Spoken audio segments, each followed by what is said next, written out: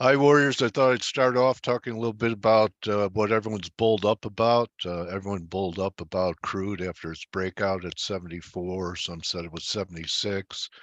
Want to draw your attention to a potential 3 drive developing up here. Here's drive 1, which was barely confirmed. And here's drive 2, which the RSI stayed under 70. And here we are making a new high for a potential wave 3. So how do you trade a wave 3? The conservative way is to wait for a down candle now. I'm using a 4-hour TF. So if you end up with a red candle, you at that candle close, you short it, and then put your stop not right above the high, but say about 50 cents above it in case they try and retest the level. So keep an eye on crude. It's been one of the strengths of the market here this week. Careful with your long oil share positions. So let's get to the currencies, and the markets are pretty much jockeying up for tomorrow's big number of the week is going to be CPI. And on Monday, I said I thought there'd be a rally for us to sell into. Of course, we had this sell-off here, but the key was we put in a higher low in euro. We also put in a higher low in cable, even putting in a third higher low. So I stand by that. I still think there's going to be a pretty good correction. I'm actually long euro pound and long pound. I'd rather be long, euro, but I bought the pound yesterday, 27.10, and I'm risking the low of the move down here. So about 90 pips. I took partials already up 30, 40 pips.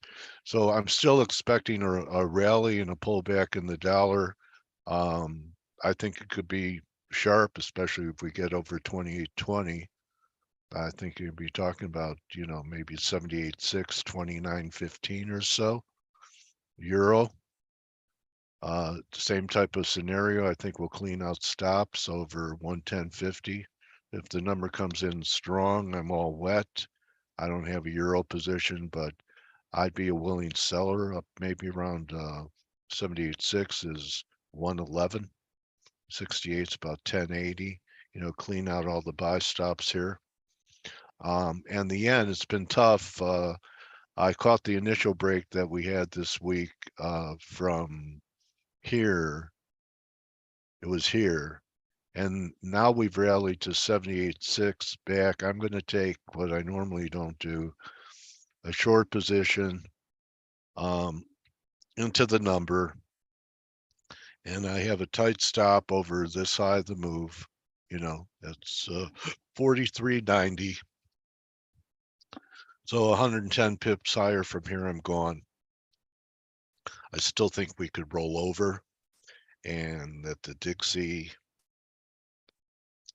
which I really wasn't that underwater, tried to make a new high, double topped, and I see no reason why we can't see 101.50 or even some type of fib that would be deeper, maybe even retest this spike. So those are my calls for currencies. Perhaps if that happens, you get some kind of pop in gold. I thought it might start earlier in the week, but I wouldn't be short gold down here. But I'm a willing seller up here at 1955 or so. Silver is still weaker than gold as exhibited by the gold-silver ratio. What a move, right? I mean, you look at this gold-silver ratio, even though it's overdone, looks like we're going to attack these highs here and maybe head up towards 87, which reinforces the bear case, even if we get a rally in silver. Now my idea of $20 silver, 20 handle is looking more probable. People are going to be calling this a breakdown here, and I'll be looking for spots to buy silver miners down here. Apple's trying to pop, but to me it's still a broken stock. Look, a lot of red candles, gap to 50-day. Nvidia finally breaking down today. Looks vulnerable.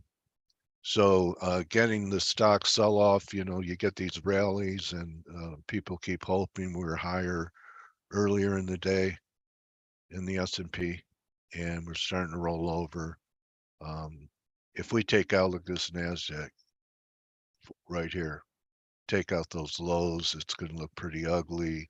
And in the S&Ps, you have a trend line going all the way back to March. Mike and I talked about it yesterday. That's going to be coming in around 44.40. If it breaks that trend line, it's going to look pretty ugly, especially if it gets back inside of this wedge line, which is 43.70, a lot in the same range. So negative, I still think there's a lot of complacency, and some of the big stocks with the biggest gainers, air is coming out of the balloon. So remember, don't just count your pips, count your blessings. And I'll see you tomorrow with Mike and my special guest, Chris Carolyn at Spiral Calendar. Chris does a lot of work with tides and lunar cycles and eclipses. He's a Dow Winner Award. So he'll be with us tomorrow too. And good luck into the number. Remember to reduce leverage on a red day and use wider